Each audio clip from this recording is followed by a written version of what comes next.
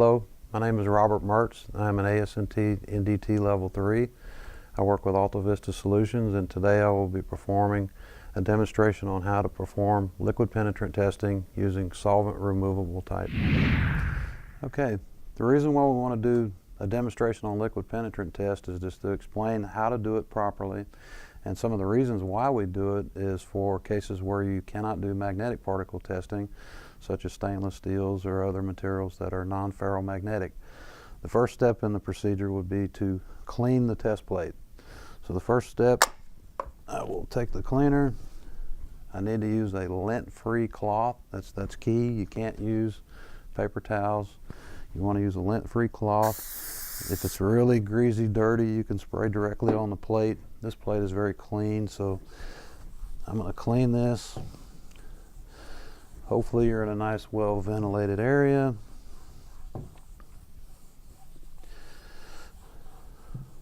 I don't think you can over-clean at this point.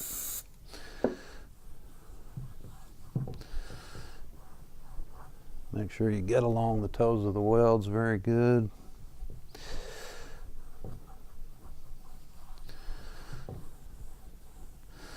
And then let that sit for a minute, let that evaporate.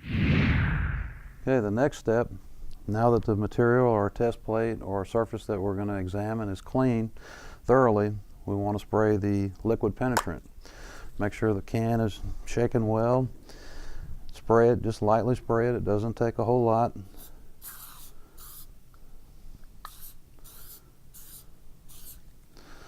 And we want to let that sit. Depending on the temperature of the base metal, it can be anywhere from 5 to up to 30 minutes. If it's way below 50 degrees, you probably shouldn't even be doing the test.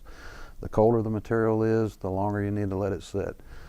That time that it sits is called the dwell time. So in this case, for the temperature of the base metal and the procedures that we would be following, we would let this dwell for about 8 to 10 minutes. So I'm going to let this dwell, and then we'll come back and do the next step. Okay. The next step, now that we've allowed our penetrant to dwell the proper time, now we want to clean the product off the test plate. And now it's time for some gloves. You can do this without gloves, but I prefer not to for obvious reasons.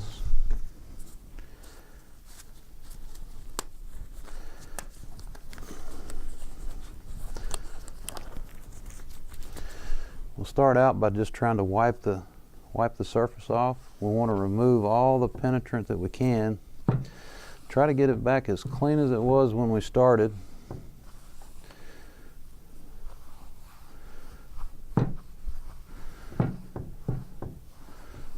Even wipe along the toes of the weld. Try not to leave a lot of that behind.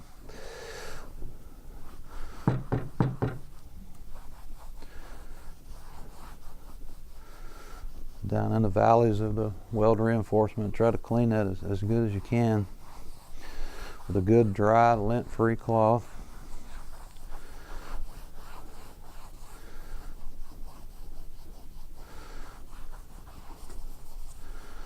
Okay, the next step would be to actually spray some cleaner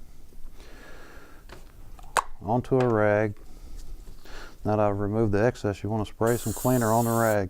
You never want to spray the cleaner directly onto the test part. You could flush out any penetrant that may be there to expose the defect that you're trying to find. So do not spray directly on the test plate. Spray it on the rag, then wipe it down.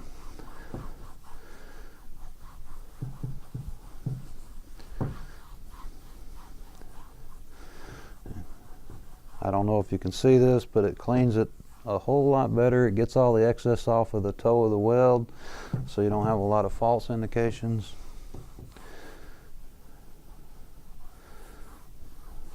Okay, that looks good. See how much was left over? Look clean. Okay, give that a minute to evaporate. Okay, now that my test plate is all nice and clean, I've got all the penetrant that's visible removed through a nice clean cloth. Now I want to apply the developer. Make sure that's good and agitated. And it just doesn't take very much. Just spray a light coating on the top. Just dust it. I know it looks like nothing's going on there.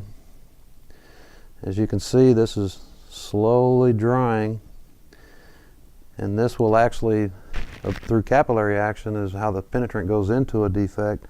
This has a blotting agent into it that allows it to extract that from any flaws that would be in the test plate. So give that some time to develop. As you can see, this is drying. This will actually turn into a powder, and you can actually wipe that off when we're eventually done. But right now I'm just looking for flaws to start developing. Okay, now for the last step.